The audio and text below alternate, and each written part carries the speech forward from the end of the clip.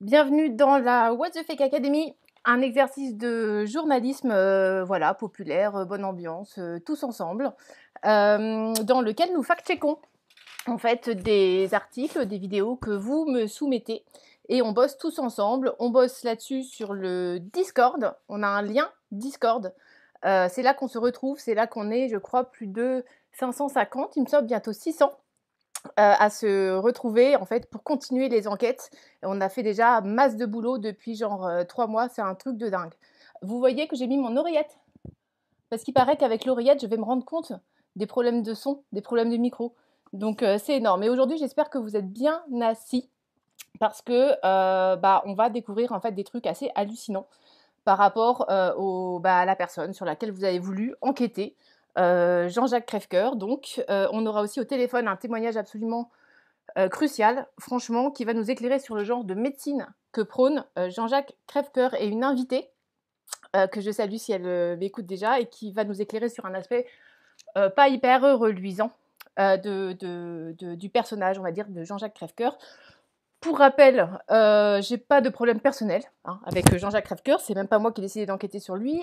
J'ai un problème avec, on va dire, le fait de désinformer massivement les gens, le fait de manipuler les gens avec des techniques dignes franchement des plus grandes sectes, avec le fait de leur faire peur, en fait, hyper peur, pour mieux vendre des formations bien-être, etc. Derrière. Et surtout, j'ai un problème avec le fait de mettre les gens en danger. Et c'est franchement ce qu'on va voir voilà, aujourd'hui. Petite précision, alors pour les questions, essayez d'écrire questions en grand, en majuscule, on dit. Voilà, pour que j'essaye de les ramener. Voilà, salut à tous, Raphaël au taquet, merci beaucoup. Et on va sortir des vidéos donc de ce travail collaboratif, des What the Fake collaboratifs, des beaux produits finis qu'on va faire tous ensemble. Et je vais peut-être pas pouvoir citer à chaque fois les personnes qui ont fait telle ou telle trouvaille, etc. Parce que ce que je présente là, c'est vraiment le fruit d'une enquête collaborative. C'est pas que moi derrière. Je me retrouve un peu rédactrice en chef quelque part de 550 personnes, quoi. Je trouve ça absolument énorme. Mais je vais remercier quand même, je vais prendre le temps de remercier dès le début ceux qui ont bossé comme des oufs, et peut-être que j'en oublie encore une fois, je vais leur demander de me pardonner. On a Harry Potter, Sébastien Chrysalide, El Rigolo, Idée Absurde, Mathéo Parker, Max, Nico, Talg, Hydro, QZ, je sais plus, il y en a un, il s'est fait un pseudo, laisse tomber, Razorback, Tonton des Bois, Iwa, Cosmos, JJC, mais je ne crois pas que ce soit Jean-Jacques Crèvecoeur au vu de des informations qu'il ou elle apporte. Grenouille Maritime, Loris qui gère le wiki. Nous avons un wiki, nous avons des gens qui se sont motivés en fait pour faire un wiki, donc je trouve ça absolument énorme. Et il est à retrouver sur le Discord. Voilà, j'ai de plus en plus de gens, rapidement je dis, qui me demandent comment aider. Alors comment aider? Déjà, vous pouvez aider sur de l'enquête. Voilà, je pense notamment à Amélie qui est hyper volontaire, qui me demande, bref. Alors, je vais faire bientôt, je pense, une petite vidéo pour expliquer ce dont on a besoin. Comment vous pouvez, par exemple, proposer certaines compétences ou ceux qui ont du temps pour ci, pour ça. Si vous cadrez, si vous montez, si vous êtes, je sais pas, community manager ou d'autres. Enfin, voilà, on va avoir des besoins. Et puis, il est très bien mon pseudo, second degré, il est magnifique, ton pseudo. Et puis, on peut aider aussi avec, en faisant des dons, tout simplement, parce que je rappelle que ce boulot-là, il est 100% indépendant et une seule journée de tournage, par exemple en France, il faut payer le cadreur, la location du matos, le déplacement, les frais, les ceci, les cela. C'est du au moins 500-600 euros facile et c'est ce que j'ai jusqu'ici sur mon Tipeee. Donc on peut peut-être faire plus qu'une journée de tournage. Enfin voilà, ce sera énorme. De toute façon, sentez-vous libre. Je ne suis pas là pour vous mettre la pression et tout, mais comme ça je réponds à cette question que beaucoup de gens me posent. Comment est-ce que je peux aider? Voilà. Et si vous ne pouvez pas aider, il n'y a pas de souci. De toute façon, ce boulot, il est fait quelque part avec amour, gratuitement. Et j'espère pour longtemps, voilà, c'est aussi le nerf de la guerre, on verra en fonction des moyens justement qu'on a. Je voulais commencer. Comment faire? On va récapituler peut-être un petit peu ce sur quoi on était jusqu'ici. Alors, petit récap. Il y a 4 semaines, j'ai eu plein de gens qui ont voulu fact-checker des vidéos de Jean-Jacques Crèvecoeur. Personne que je ne connaissais absolument pas, mais je sais pas, il y a eu comme ça un espèce d'élan collectif, c'était magnifique. Donc on y allait et on s'est aperçu que Jean-Jacques Crèvecoeur, c'est vraiment un complotiste dans toute sa splendeur, pour qui le virus n'existe pas, il appelle voilà, les gens à ne pas se protéger, donc contre la Covid qui n'existe pas. Selon lui, les hôpitaux tueraient littéralement en fait, les gens atteints du Covid. Globalement, hein, je schématise, mais vous irez voir les What the Fake Academy précédentes pour ça. Et donc, toutes ces... Ah oui, Bill Gates aussi contre l'OMS, enfin voilà, toutes ces enquêtes, entre guillemets, sont réalisées performantes sans passer aucun coup de fil, sans jamais confronter cette espèce de vision complètement paranoïaque à la réalité des choses. Donc c'est un petit problème à mon sens. On a vu donc plusieurs choses sur Jean-Jacques Crèvecoeur, ses techniques notamment de manipulation ah tiens, ça a merdé. Ces techniques de manipulation qu'on a vues dernièrement. J'ai interviewé Olivier Klein, un chercheur sur le sujet. On va mettre l'affiche là, je la mettrai après. Et puis, écoutez, tout ce qu'on a vu globalement, voilà, c'est son pédigré, ses techniques de manipulation, sa folie anti-vax. Il était question quand même de guillotine prévue pour assassiner les gens qui refuseraient de se faire vacciner. C'est ce qu'on a vu la dernière fois. On a vu aussi son business, parce que c'est quelqu'un qui a des choses à vendre par derrière. Et un projet un peu fou qu'il a en ce moment, qui est de faire des cercles de réenchantement. Voilà, vers un âge cosmique réminiscent, comme dirait l'autre. Je ne sais pas si vous avez la ref. D'ailleurs, il y a quelqu'un qui m'a proposé d'interviewer Skippy, le grand gourou, qui m'a dit qu'il avait des entrées avec lui. C'est Alex, je crois, donc ça peut être éventuellement une belle interview exclusive à faire, mais voilà, plus sérieusement, juste, c'est un peu tendu en fait ce qui se passe sur YouTube par rapport à Jean-Jacques Crèvecoeur, et je remercie tous ceux qui ont vraiment voulu avancer un peu plus sur le personnage. Jean-Jacques Crèvecoeur, tout le monde l'a vu, il est surveillé depuis un bout de temps en fait par la Miviludes, la mission interministérielle de vigilance et de lutte contre les dérives sectaires depuis donc un bout de temps, il le surveille. On va voir dans cet épisode pourquoi, je pense que vous allez comprendre un tout petit peu pourquoi. Jean-Jacques Crèvecoeur est un Belge vivant au Québec depuis 2004 et on s'est aperçu, alors attention, j'ai eu des problèmes acoustiques, on va dire, la semaine dernière. Normalement, ça devrait aller. On s'est aperçu, notamment dans un reportage qui s'appelle « Le virus de la peur » de Radio-Canada, qui a été fait en novembre 2009, qu'il s'était fait connaître du grand public, on va dire, hein, en surfant sur la crise, on va dire, du H1N1, la grippe H1N1, avec des propos un petit peu particuliers. Je crois que Pétrole, peut-être, et Razak, les modos que je remercie, peuvent mettre le lien ici, c'est le lien de vraiment un sujet que je vous conseille de regarder. Il y a plusieurs reportages en fait qu'on a réussi à déterrer toutes les équipes dans lesquelles s'illustre notamment en partie Jean-Jacques Crèvecoeur. Et celui-là est quand même assez intéressant et on voit donc, on va le revoir rapidement et on va voir aussi comment dire, un peu l'idéologie qu'il avait à proposer derrière cette conférence qui s'est tenue à Montréal et donc Radio-Canada a filmé et c'est parti. La théorie conspirationniste veut que des sociétés secrètes ou des banquiers préparent l'avènement d'un gouvernement mondial. Leur plan passe par une campagne de vaccination obligatoire qui vise à exterminer la majorité des humains, égard à ceux qui tenteraient d'échapper au vaccin. Un certain nombre de guillotines ont été fabriquées pour équiper les camps de concentration où on mettra ceux qui refuseront la vaccination. Alors, vous voyez ça, vous, les camps de concentration, les guillotines? J'ai vu des images. J'ai vu des cercueils préparés dans chaque État américain. L'armée américaine est déployée sur tout le territoire. Nous avons pu constater que le discours sur la vaccination servait d'appât pour un autre type d'activité. Si vous voulez, également, vous pourriez remplir le petit coupon et vous seriez averti par des conférences et des nouvelles écritures de M. Crèvecoeur.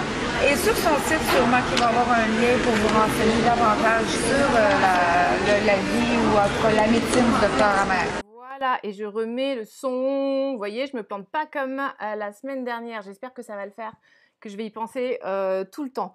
Oui, il y a même des rires en fond, je suis d'accord. Il y en a plusieurs qui ont remarqué ça. Quand ils parlent de guillotine pour les anti-vax, il y a des rires en fond. Je ne me l'explique pas, il faudrait demander. Je suis en contact pour info avec tous les journalistes qui ont réalisé tous les différents sujets et je n'ai pas posé la question des rires en fond. En même temps, c'était il y a déjà un bout de temps. Mais donc, vous voyez qu'il est question de la médecine du docteur Hammer, donc au-delà des propos délirants, guillotine, etc., qui ne reposent évidemment sur aucun fait matériel, on a en fait cette médecine Hammer, et donc c'est ce sur quoi on va aller aujourd'hui. Qu'est-ce que c'est que cette médecine Hammer? Alors cette médecine Hammer, c'est une médecine dont il parle sur son site. Vous voyez là, alors c'est peut-être mal cadré, voilà, il a un DVD notamment qu'il a fait sur le docteur Hammer, la vie et l'œuvre du docteur Reich Gerd Hammer, on verra qui c'est. Sur son site, voilà, Corps et Esprit, ma première vérification des travaux de Hammer. Donc il fait la promotion de cette médecine. Et donc pour lui, en fait, tac, hop, pourquoi ça ne bouge pas, je ne sais pas. Pour lui, la méthode Hammer, en fait, que l'on va voir, est une découverte scientifique majeure, aussi importante que celle de Galilée, s'il te plaît. Le gars qui a trouvé, je crois, que la Terre tourne autour du Soleil. Donc voilà. Et il y a donc plusieurs personnes, Amélie, Amandine, Seb, etc., qui ont déterré donc cette vidéo promotion de la médecine Hammer qu'on va essayer de décrypter derrière. Et vous allez voir, en gros, ce qui s'y dit, c'est vraiment un DVD à la gloire de ce docteur Hammer qui a l'air décidément génial. Tant Galilée que Hammer ont expérimenté ce qu'il en coûte de proposer un nouveau paradigme dans un domaine où les enjeux de pouvoir sont énormes. En 1610, en publiant son livre Le Messager céleste, Galilée apportait une vision nouvelle de l'astronomie, du système planétaire et des lois qui le gouvernaient. En 1981, en déposant sa thèse de post-doctorat, le docteur Hammer apportait lui aussi une vision nouvelle de l'évolution et de la guérison des maladies. Sa théorie était, elle aussi, rigoureusement établie et reproductible, selon les mêmes principes en vigueur dans le monde scientifique.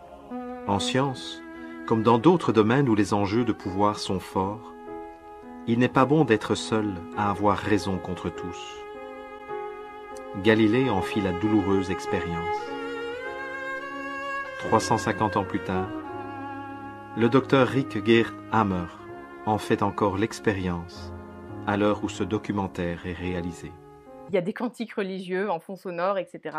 Bon, bref, c'est un DVD vraiment à la gloire de Hammer. Pareil, il n'y a pas une interview qui viendrait contredire un petit peu. Enfin, c'est pas du tout une enquête. Voilà, c'est simplement Hammer, le martyr. Il y a un vrai culte, en fait, du martyr chez Jean-Jacques Crèvecoeur. Il dit souvent qu'il est prêt à aller en prison pour ce qu'il dit, que voilà, il glorifie, en fait, tous ceux qui sortent du lot, souvent en racontant n'importe quoi ou en faisant n'importe quoi, et ce sont des martyrs, tout simplement parce qu'il y a beaucoup de gens qui disent que ça vaut rien, en fait, ou que ça n'est pas possible de dire ça.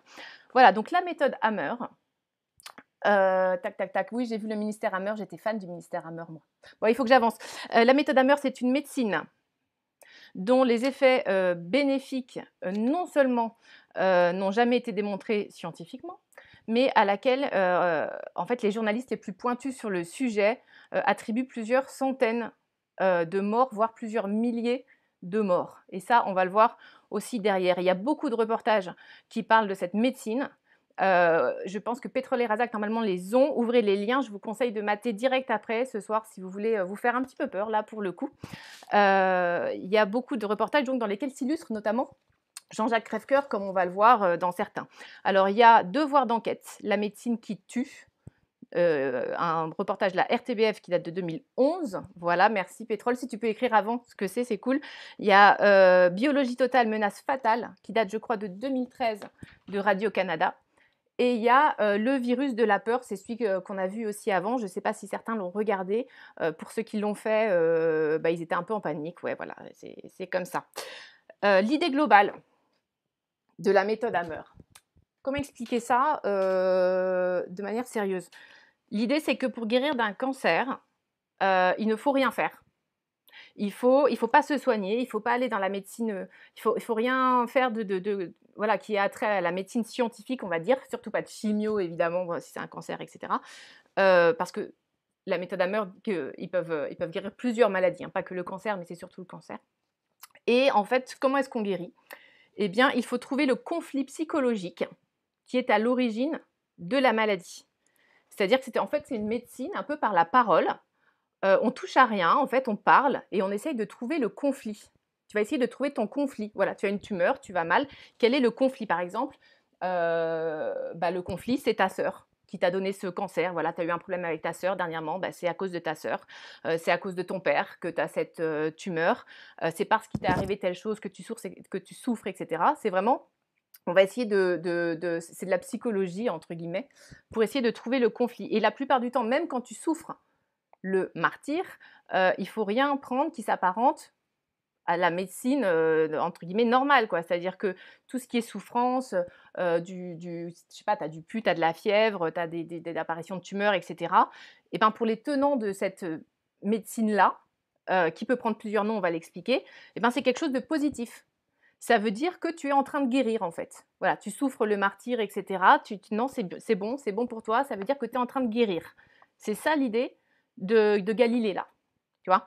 Et donc, il y a beaucoup de thérapeutes qui utilisent cette méthode, thérapeutes qui ne sont absolument pas médecins. Tu as des anciennes coiffeuses, des anciens plombiers, des secrétaires qui se reconvertissent là-dedans, etc., et qui t'aident à trouver ce fameux conflit. Voilà. Donc, les principes de la médecine Hammer, on peut les retrouver en fait sous plusieurs noms. Tu as la médecine nouvelle germanique, ça c'est le docteur Hammer qui l'a intitulé comme ça. Tu as la biologie totale, ou BTEV, biologie totale des êtres vivants. Vous allez le retrouver aussi sous ce nom-là. Ça, c'est un Claude Sabat, qu'on verra aussi tout à l'heure, qui se dit l'inventeur de ça. Mais les principes sont les mêmes, hein. On parle aussi de déprogrammation biologique, de décodage biologique. Voilà, l'idée est toujours la même. Et ce n'est pas juste une médecine, c'est-à-dire que enfin une médecine, entendons-nous, hein, ça passe en fait par un espèce d'endoctrinement, une certaine forme de lavage de cerveau dont on va parler tout à l'heure avec notre invitée qui est Nathalie Deruck. Et Nathalie, elle a perdu sa mère il y a un peu plus de 10 ans. Sa mère, elle a été endoctrinée, manipulée par 3 thérapeutes, entre guillemets, qui appliquaient cette pseudo-médecine prônée par donc Jean-Jacques Crèvecoeur. En tout cas, il en parle ouvertement. Il a fait un DVD à la gloire de Hammer, etc. Et on va avoir donc Nathalie en direct avec nous tout à l'heure pour nous expliquer un petit peu de quoi il retourne. Là, je vous montre juste rapidement un petit extrait parce que c'est elle qui a voulu réaliser après ce drame en fait le reportage de la RTBF. Et voici ce qu'elle raconte rapidement pour vous donner un petit avant-goût. Maman s'est découvert une grosseur au niveau du sein gauche, uniquement perceptible à la palpation, à la Noël 2005. Elle a immédiatement décidé de suivre les traitements médicaux proposés par la médecine scientifique, mais un ostéopathe qui la suivait pour d'autres problèmes de santé et qui était d'ailleurs un ami de longue date de la famille, a lui préconisé de ne suivre aucun traitement parce que selon lui, la grosseur au sein était le résultat d'un conflit. Pour lui, on faisait des cancers plusieurs fois par an. Il suffisait de résoudre le conflit pour que la maladie disparaisse. Nathalie a donc écrit ce livre « On a tué ma mère » que je vous conseille. Et ça fait longtemps qu'elle a entendu parler de Jean-Jacques Crèvecoeur. Et donc, elle va nous raconter ça tout à l'heure, dès qu'on peut l'appeler, parce que nous sommes à la bourre. Oui, le micro arrive, c'est bon. En fait, il y a un décalage de folie. Alors, qui est Hammer ? Le voici, hop, Docteur Hammer, c'est pas le ministère Hammer, hein, voilà, ça n'est pas aussi fun que ça. C'est un ancien docteur allemand, alors là tout le monde a, voilà, j'ai plein de gens qui sont allés sur sa bio, etc. Un ancien docteur allemand qui est mort il y a 2 ans, juste pour revenir sur mes petits fails. Il y a quelqu'un qui m'a suggéré de faire des what the fail, avec toutes les conneries que je suis capable de faire voilà, je trouve ça assez marrant. Si quelqu'un veut se motiver pour ramasser toutes les galères techniques qui m'arrivent, voilà, ça peut faire un beau what the fail, une belle compile de l'été sympathique. Ouais, je compte, première fois. Merci Cédric. Vous êtes vache. Franchement, je me fais violence. Vous voyez à quel point je me fais violence. C'est vraiment pour la bonne cause. Moi aussi, vous voyez, je suis quelqu'un d'hyper engagé et d'hyper éthique parce que vraiment, Voilà, quand j'en parle à mes parents, ils savent très bien que je ne sais pas passer un coup de téléphone, quoi. Donc, je leur dis que je fais des lives sur YouTube, ils hallucinent, quoi. Voilà, mais je le fais ça vraiment parce que c'est important ce qu'on fait. Voilà. Tac, tac. Donc, et nous avons Dr Hammer qui est là, qui squatte depuis tout à l'heure. J'aurais pu l'enlever, mais encore une fois, je n'ai pas pensé. Voilà, je trouve que c'est cool. On pourrait le laisser là, à côté, finalement. Dr Hammer, il est mort il y a 2 ans. Il a jeté les bases donc, de la nouvelle médecine germanique. Dans les années 80, il a été radié de l'ordre des médecins. Tout ça, tout le monde l'a vu. Interdit de pratique dans toute l'Europe. Hein, et il a fait plusieurs séjours en prison, en Allemagne, en France, pour fraude et pratique illégale de la médecine. Donc, on est sur un cursus intéressant pour Galilée, quoi. Il a fini en Norvège, voilà, pour info. Et en fait, comment il est arrivé à ce délire? Alors, il y a le côté antisémite, ça c'est encore autre chose. Vous regarderez dans les sujets, c'est abordé notamment le sujet avec Nathalie, mais là, vraiment, je voudrais qu'on se tienne à autre chose, en fait. On va laisser ce truc-là de côté. En fait, en 78, c'est une histoire un peu triste, en fait, presque au départ. En 78, son fils a été blessé. Je vais peut-être enlever sa photo, je la laisse? Ouais. Son fils a été blessé par balle lors d'une bagarre sur un bateau. Et en fait, Hammer est venu le rapatrier en Allemagne. Donc un trajet hyper éprouvant et il a fini par mourir quelques temps plus tard, quelques jours plus tard, etc. Donc il a eu la mort de son fils, qui est quelque chose d'atroce. Et peu après, Hammer a développé un cancer des testicules.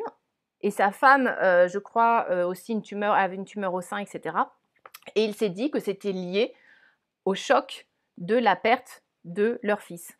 Et il raconte, en fait, il a son fils qui lui serait apparu en rêve, en lui disant, no joke, hein, en lui disant, il faut que tu défendes cette théorie à travers le monde, effectivement, que les cancers, etc., sont liés à des chocs psychologiques. Et il a énoncé, du coup, 5 lois biologiques, immuables et universelles. Et l'idée générale, c'est que les maladies, en fait, n'existent pas, que c'est donc juste la cause, en fait, d'un conflit. Voilà, si tu résous ce conflit, il faut le trouver, hein. Et ben, dans ce cas-là, c'est bon. Et alors, on va enlever sa photo, là, c'est bon, un Dr Hammer, là, voilà, hop. Et donc, ces lois n'ont absolument été jamais validées. Alors, on a cherché, hein. Franchement, on a cherché sur le Discord, il y a eu je ne sais pas combien de dizaines de personnes qui se sont mis à la chercher, si ça avait été validé par des publications scientifiques, a fortiori solides. Hammer n'en a pas fait, Claude Sabat, on va en parler après, qui est un autre promoteur, n'en a pas fait, Jean-Jacques Crèvecoeur, je ne crois pas qu'il en ait fait, on pourra toujours lui demander. Voilà, on a regardé dans PubMed, dans Google Scholar, etc. On n'a absolument rien vu. On a même trouvé, en fait, ça. Voilà, Alors, pourquoi ça apparaît comme ça? Je ne sais pas. L'INSERM, qui a évalué, c'était en 2011, je crois, l'efficacité de la pratique de la biologie totale des êtres vivants et de la déprogrammation biologique. Voilà. Et les conclusions sont les suivantes. L'efficacité n'a jamais été évaluée. Cette efficacité est donc inconnue. Les présupposés théoriques peu crédibles, font cependant craindre que cette forme de soins soit inefficace. Le risque majeur de la biologie totale est d'écarter les patients des parcours de soins plus classiques qui ont, eux, fait la preuve de leur efficacité.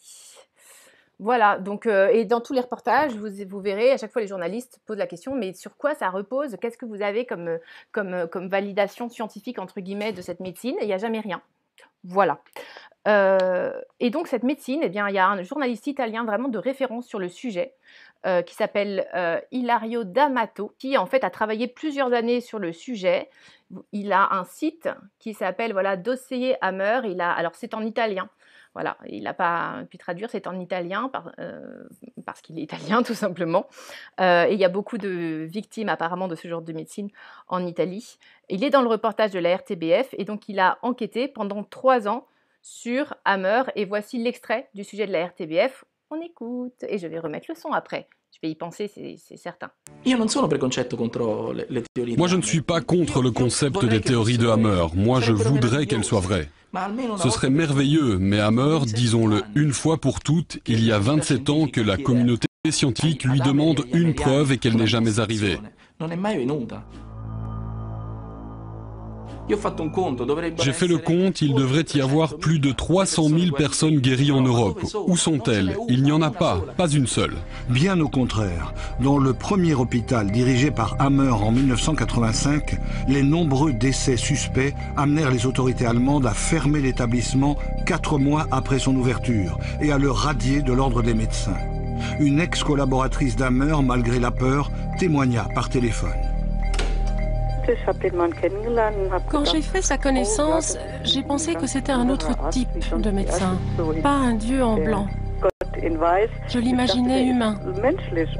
Mais après seulement 3 jours, j'ai pensé que ce docteur Hammer était fou dans sa tête.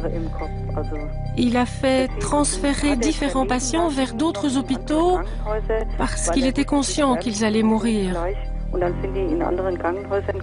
Ils sont décédés dans d'autres cliniques pour qu'on ne se rende pas compte qu'ils meurent chez lui. Cela a provoqué des problèmes. Les hôpitaux de 2 localités ont fini par refuser ces transferts.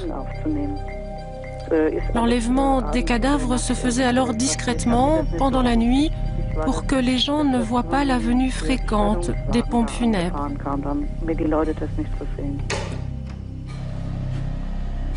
Hammer a connu d'autres ennuis en Autriche pour avoir appliqué sa méthode thérapeutique à Olivia, une gamine souffrant d'un cancer du rein, en accord avec ses parents, propagandistes zélés de la nouvelle médecine germanique.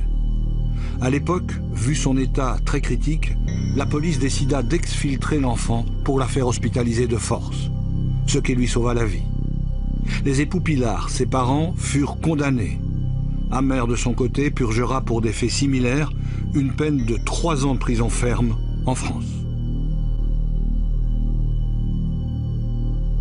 Le docteur Hammer a d'abord été condamné en Allemagne pour exercice illégal de la médecine, parce qu'il n'était plus médecin, et il a été condamné en France, et de façon définitive par la Cour d'appel de Chambéry en 2004. À ce moment-là, il était parti en Espagne, il a été extradé, il a fait de la prison en France, mais donc il ne peut plus exercer en tant que médecin en France. Et je remets le son, voilà, parce que tout le monde maintenant a pris l'habitude de me harceler avant que la vidéo coupe. Il faut interviewer Crève-Cœur. Oui, bien sûr, je vais le solliciter. Il n'y a pas de souci, nous le ferons tous ensemble dans la joie et l'allégresse. En attendant, je ne sais pas si ça vous fait trop rire, ce qu'on voit là. Voilà. En France, Hammer a été condamné en 2004 à 3 ans de prison ferme par la Cour d'appel de Chambéry pour escroquerie, complicité d'exercice illégal de la médecine. Il était réfugié en Espagne, je crois, il a été extradé. Vous avez un lien, merci pour les mots. Vous avez un lien que Pétrole et Razak peuvent vous mettre, voilà, dans Le Parisien par exemple, le gourou du cancer arrêté en Espagne, etc. La victime française s'appelle, une des nombreuses, celle en tout cas qui a été de ce cas-là, s'appelle Anne-Marie Trignon. Elle avait un cancer du sein, elle est décédée suite au conseil de l'association Stop au cancer, qui était dans le coin de Chambéry et qui s'est appuyée sur la médecine Hammer, et elle avait des douleurs atroces, etc. Elle a fini par mourir et son mari a porté plainte. Et vous pouvez trouver sur le site de dossierhammer.it, c'est le site de Dilario D'Amato, le journaliste qui est un journaliste indépendant, ça va plaire à Jean-Jacques. Vous pouvez retrouver le détail du jugement sur le site d'Hilario D'Amato. On progresse, attendez, on n'est pas au bout de nos surprises. En France, on a une personne qui s'illustre particulièrement dans cette méthode qui s'appelle Claude Sabat, qui est assez vieux maintenant, qui a plus de 70 ans, je crois, aujourd'hui. Il y a toute une fiche Psiram, il y a plein de gens qui m'ont ressorti les fiches Psiram, PSI, je crois, RAM, voilà, qui est le Wikipédia des croyances. Bref, on en avait parlé la semaine dernière. Vous tapez Claude Sabat, vous allez tomber sur sa fiche Psiram si vous voulez avoir le détail. C'est l'inventeur de la biologie totale, donc inspiré de Hammer. Il a été donc poursuivi en justice et il forme, on le voit dans le reportage Biologie totale, menace fatale. Le lien va être là, on le voit former en fait vraiment le tout venant, des anciens plombiers, des secrétaires, etc. à ce genre de médecine, et il explique, on n'attrape aucune maladie, ça n'existe pas. Voilà. Et le cancer, pour lui, c'est la phase de guérison d'un conflit. Voilà, tu es en train de guérir de ton conflit. Et il a été donc condamné par la justice. Il y a Maryse Saksik qui n'a pas trop aimé d'ailleurs, parce que c'est elle en fait qui l'a poursuivi parce que son mari Claude avait été formé en fait par Claude Sabat. Vous regarderez dans le reportage, c'est absolument édifiant le témoignage. Il a attrapé un cancer de la prostate et du coup, il était tellement saucé par ce qu'avait raconté Claude Sabat qu'il s'est dit mais je vais le régler tout seul, c'est bon, j'ai la solution et tout, et ça s'est empiré et il est mort peu après. Voilà, Claude Sabat affirme avoir formé plus de 7000 disciples, c'est ce qui est dit notamment dans le reportage, et parmi ces disciples, nous avons Jean-Jacques Crèvecoeur, par exemple. Et là, il y a plusieurs personnes encore, Emeline, je crois, notamment, qui a relevé ça. Un message de Jean-Jacques Crèvecoeur. Voilà, je reconnais que je suis excessif dans mes propos à l'encontre de Claude Sabat. C'est sur son site, créerunemeilleurevie.com, dont j'ai suivi quand même 33 jours de formation. Alors, je ne sais pas ce qu'on se dit en 33 jours, dans les années 99 à 2002 en Europe. À l'époque, je connaissais déjà Hammer depuis 88. Donc bravo à ceux qui ont pu déterrer ça. Donc voilà, en fait, il connaît Hammer, il adore Hammer, il a fait des formations chez Sabat, etc. Et il tient le même discours. Voici donc un extrait du reportage auquel a participé donc Nathalie, qu'on va interviewer tout à l'heure, voilà, dans lequel on voit le genre de discours que tient Jean-Jacques Crèvecoeur dans ses formations, parce que je rappelle qu'il est formateur.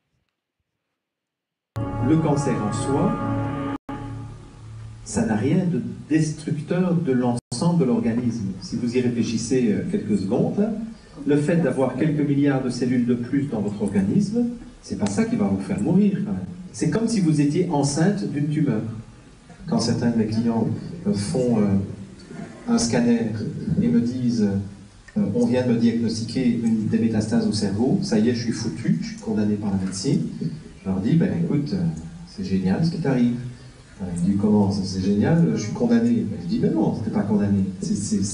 Là, t'es en train de guérir. Tiens, un témoignage intéressant que je voulais vous faire écouter, hein, pour boucler la boucle, avant d'appeler Nathalie. Là, on est bien. Ouais, je voyais quelqu'un qui disait, ça nous met bien avant le week-end. Ça, c'est vrai que ça nous met bien. Ben, moi, j'étais bien toute la semaine et je peux vous dire qu'il y a un certain nombre de gens qui sont hyper bien là sur le Discord. Il y a plein de gens qui m'envoient des messages, qui ont des infos, etc. Donc, j'espère que le What the Fake, normalement, devrait être un What the Fake de feu. Oui, il faudrait que je me mette un post-it au-dessus de l'écran. J'ai essayé aussi. Mais il y a le post-it de ma mère. Parce que ma mère, elle me dit qu'il faut que j'arrête de faire des E et qu'il faut que j'arrête de dire ouais. Voilà. Donc, j'ai des post-it comme ça un peu partout, s'il vous plaît. Mais à un moment donné, voilà, je fais ce que je peux. Donc Serge Gagnon, c'est quelqu'un qui est aujourd'hui décédé et qui s'est laissé convaincre en fait par ce même genre de discours là que vous venez d'entendre de Jean-Jacques Crèvecoeur.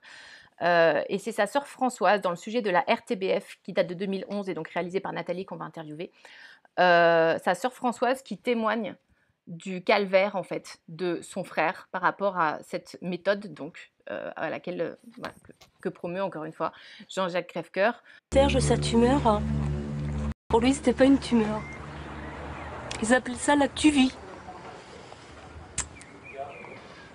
C'est quoi la tuvie, c'est en fait ça. Tu vis. Voilà, tu vis.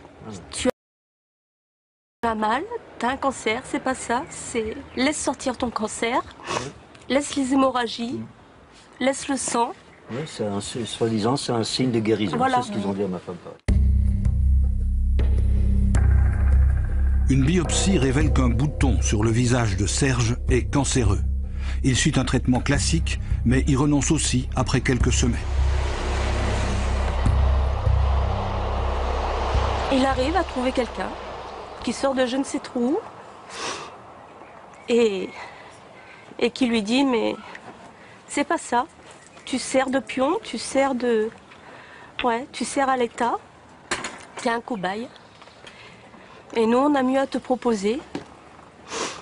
Si tu veux être guéri, faut que tu trouves le conflit. En fait, ta maladie, ta tuvie, ça vient de ta famille. Il a pas dit à maman que c'était de sa faute parce que c'est une maman, on fait pas de mal. À moi, il a réussi. C'est de ta faute. À cause de toi, tu m'as donné ça. C'était très dur. On reste impuissant, on a beau lui faire comprendre. Tu pars, tu t'éteins. Tu te diriges vers la mort. Mais non, je vais m'en sortir. s'en est pas sorti. En 3 mois, même pas. Il est parti avec des douleurs insupportables. Son petit bouton s'est transformé en une tumeur qui sortait de l'orbite. Après, elle se propageait sur son visage, sortait de la narine. Tout ça pour finir aveugle. Il a réussi à nous dire: ils m'ont bien eu, je me suis fait avoir.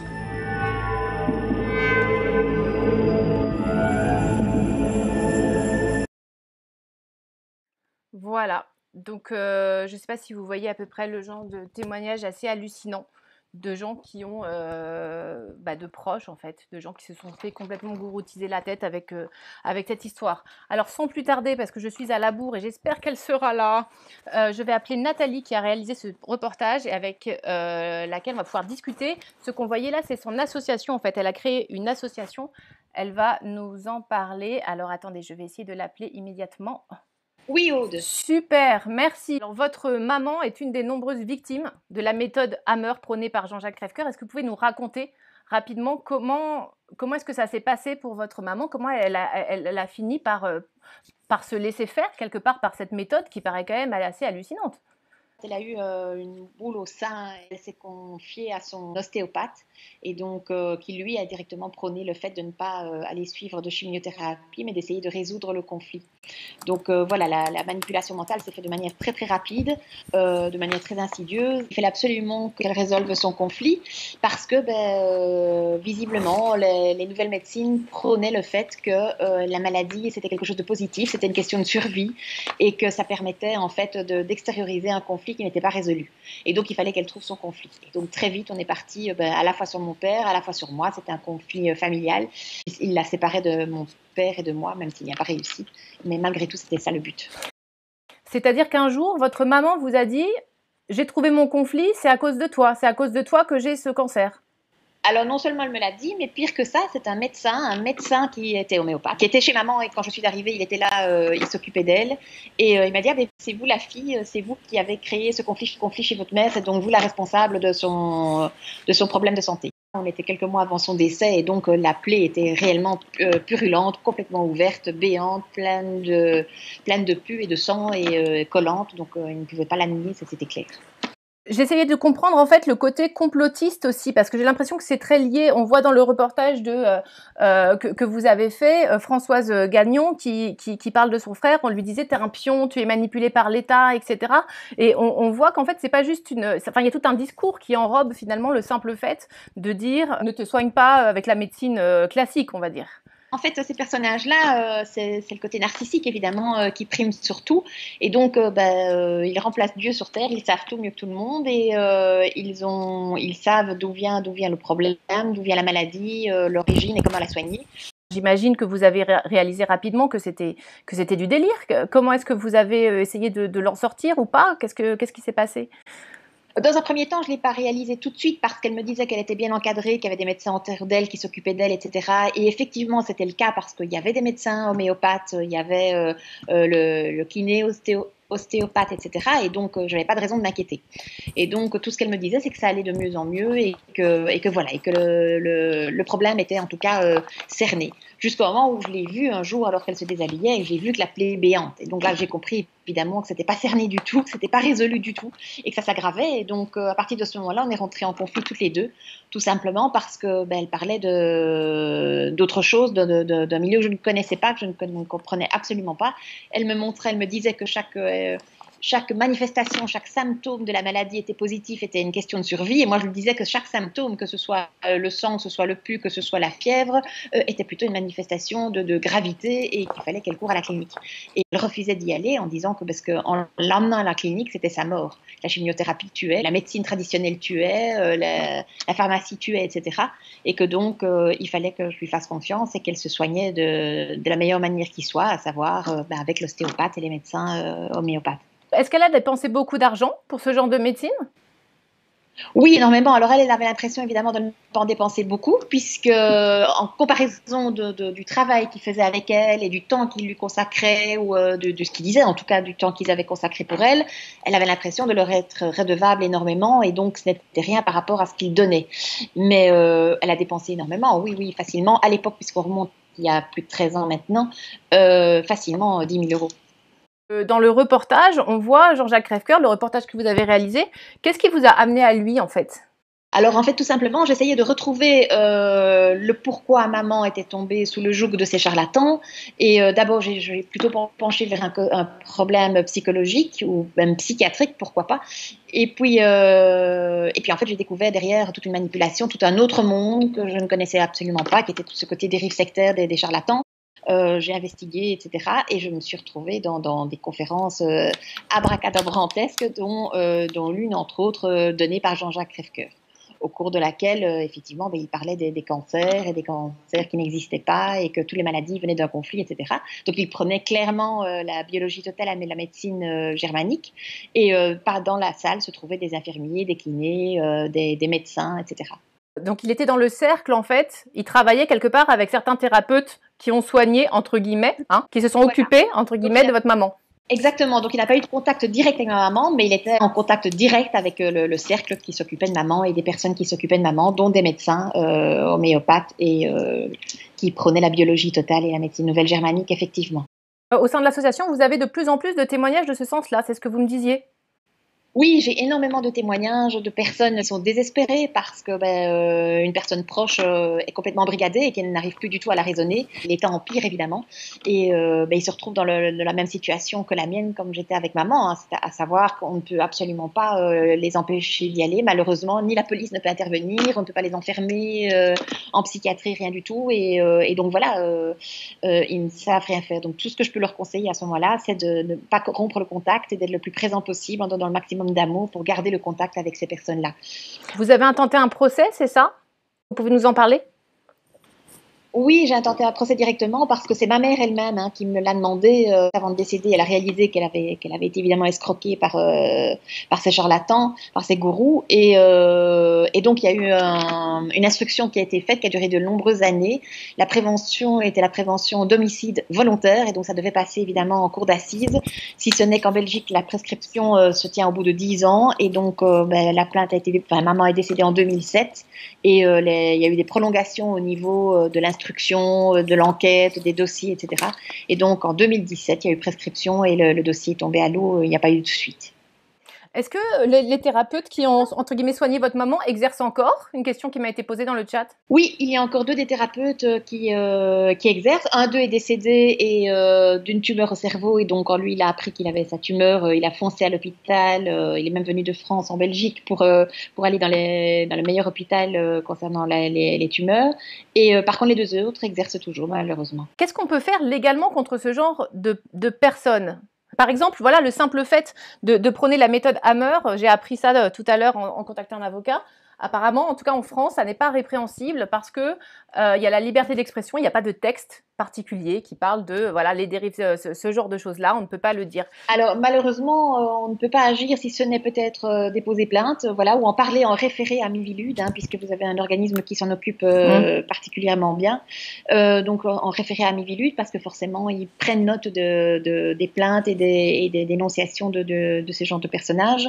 Voilà, mais plus loin on ne peut pas aller malheureusement puisqu'ils ont le droit de s'exprimer comme ils le souhaitent et même si c'est contraire à toute éthique, même si c'est de la fausse publicité, même si c'est mensonger, etc. Et même si c'est mortel, puisque dans ces cas-ci, ce sont des assassins, c'est mortel, ils ont le droit de s'exprimer comme ils le souhaitent. Et le problème aussi, d'après ce que j'ai compris, est de ramasser des preuves, en fait. Parce que tout est payé au black, et d'après ce que je comprends très souvent, ce sont des paroles, en fait. C'est ce qu'explique Claude Sabat dans un reportage, il conseille aux gens dans ses formations de ne faire que parler. de rien écrire, de ne rien... Ce sont des gourous et donc des maîtres de la manipulation. Effectivement, ils savent ce qu'il faut faire, ils connaissent les démarches pour se protéger et on leur enseigne d'ailleurs les démarches pour se protéger un maximum. Et donc effectivement, rien n'est écrit, rien n'est dit, c'est dit de bouche à oreille. Donc dans ces cas-là, c'est très très difficile de réunir des preuves. C'est quasi impossible. Les personnes qui sont autour, les proches, etc., n'ont pas les contacts, ils n'ont pas d'écrit, ils n'ont pas de photos, ils n'ont pas... Voilà, c'est un petit peu comme dans les cas de viol par exemple. Hein, c'est parole contre parole. Vous avez suivi le chemin de Jean-Jacques Crèvecoeur ces derniers temps? Ou qu'est-ce que vous en pensez? Je vois qu'ils continuent, évidemment rien ne l'arrête et rien ne les arrêtera, hein. Ils poursuivront et je pense que le domaine sectaire et ces domaines de charlatans ont un grand avenir devant eux parce qu'on est de plus en plus dans le côté, je veux dire, écologique, etc. Et c'est très bien, hein, mais voilà, ça s'y mêle évidemment. Ils utilisent ces supports-là pour pouvoir avancer et aller de l'avant. Et puis, puisque personne ne peut les arrêter au niveau judiciaire, ils continuent, ils poursuivent et donc ils vont toujours plus loin et rameutent toujours de plus en plus de personnes qui cèdent à ce qu'ils disent, parce que ce qu'ils promettent évidemment c'est intéressant, hein, à savoir la guérison, à savoir ils sont Dieu tout-puissants puisqu'ils peuvent guérir tout, même le cancer, même la polyarthrite, même la sclérose en plaques, etc. Donc c'est magnifique, ce sont des discours quand on est malade, quand on a des soucis de santé ou autres, qu'on a envie d'entendre évidemment. Et je vous remercie beaucoup. Peut-être qu'on fera une interview un peu plus longue pour les gens si ça les intéresse. Je pense que ça fait réagir pas mal dans le chat. Merci beaucoup Nathalie. Et donc un livre, On a tué ma mère, voilà, que je conseille aussi, le livre de Nathalie. Merci Nathalie. Ouais. Et bon courage pour la suite. Bah écoutez, je ne sais pas ce que vous pensez de tout ça. Le live touche bientôt à sa fin, hein. Du coup, on a quand même parcouru un gros boulot. Alors, j'ai vu, je crois, dans les questions jusqu'où est allé Jean-Jacques Crèvecoeur, du coup, dans cette pratique de cette médecine qui tue. Eh ben, je ne sais pas. L'enquête continue. Hein, l'enquête progresse et en tout cas, je pense qu'on peut peut-être trouver des choses intéressantes. Je suis déjà en contact avec un certain nombre de personnes au Québec, notamment. Merci à Pétrole pour l'adresse de l'association. Donc voilà, écoutez, je ne sais pas si vous mesurez le chemin qu'on a parcouru, en fait. On est passé globalement de quelqu'un dit des bêtises sur YouTube, hein, un peu la base, à un manipulateur en fait de folie. Non seulement désinforme les gens, mais en plus, y a une forme d'embrigadement. En fait, les embrigades grâce à YouTube pour créer une espèce de réseau sectaire, hein, je rappelle, les cercles de réenchantement, etc., tout en promouvant une médecine qui tue, je crois qu'on peut le dire peut-être. Hein. Voilà, c'est comme ça que je crois que c'est comme ça qu'on peut le prendre.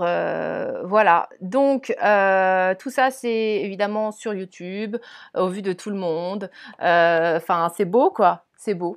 Merci encore à Harry Potter, Sébastien Chrysalide, El Rigolo, tous ceux qui se reconnaîtront et qui ont participé, qui m'ont donné des infos. Là, tout ça, tout ce qu'on a dit là, jusqu'ici sur cette histoire de Jean-Jacques Crèvecoeur, à un moment donné, on va changer. Hein, mais tout ça, c'est, je pense, un dixième de tout ce que vous avez pu trouver. Là, j'ai rassemblé vraiment, j'ai sélectionné les quelques trucs qui étaient, voilà, dont on pouvait parler, jeux qui sont concernés, il n'y a pas de souci. Et à Jean-Jacques Crèvecoeur, il pourra s'exprimer sans aucun problème. Donc bravo à tous, franchement je pense qu'on peut faire vraiment des grandes choses en fait ensemble. Quand je vois toute la masse d'infos qu'on a réussi à accumuler, c'est énorme. On va sortir une enquête, donc peut-être en plusieurs volets, je ne sais pas, à voir. Et en fait j'espère sortir du coup quelque chose de ça avant l'été. Je vais faire au mieux. On va continuer sur le Discord, donc je remets le lien sur le... Voilà, si Pétrole peut remettre le lien du Discord, voilà, c'est cool. Et écoutez, je vais faire une petite vidéo pour, voilà, pour tous ceux qui me demandent comment aider. On va essayer de canaliser tout ça et de voir ce qu'on peut faire, comment on peut le faire, etc. etc. Là, moi, j'ai besoin du coup de me concentrer. Oui, quand j'aurai la fibre, ce sera mieux, promis. En fait, j'ai une copine qui habite pas loin et qui était pas là ces derniers temps, qui revient. Et elle a la fibre. Et donc, je pense, en fait, emménager chez elle, clairement. Hein, et ça va aller tout doux la prochaine fois. Donc là, moi, j'ai besoin, en fait, de me concentrer sur l'enquête. Parce que le problème, c'est que je passe beaucoup de temps, enfin, c'est le problème, entre guillemets, quoi, parce que j'adore ça, mais sur ça, sur les lives, sur on a amassé quand même assez de choses. Et on a une équipe assez conséquente sur le Discord pour, en fait, quelque part, je pense qu'il faut, en fait... Pour les jeudis qui viennent, il faut qu'on garde ce rendez-vous, mais il faut qu'on propose des petits formats light, en tout cas moi qui ne me prennent pas 4 jours à préparer. Donc envoyez-moi sur Discord ou par mail aude.whatthefake@gmail.com vos idées pour, je pense, des interviews peut-être en longueur, voilà, où on prendrait le temps, jeudi prochain, etc. Des choses qui me prennent pas trop de temps parce que je vais essayer de me concentrer maintenant sur l'enquête. Je sais pas si vous avez vu toute la somme hallucinante de choses qu'on a chopées. Donc maintenant, il va falloir, voilà, essayer d'arranger tout ça, de faire ce qu'on appelle un squelette de l'enquête, etc. Et je vous tiendrai au courant sur Discord des avancements, voilà, de la plupart de mes avancements.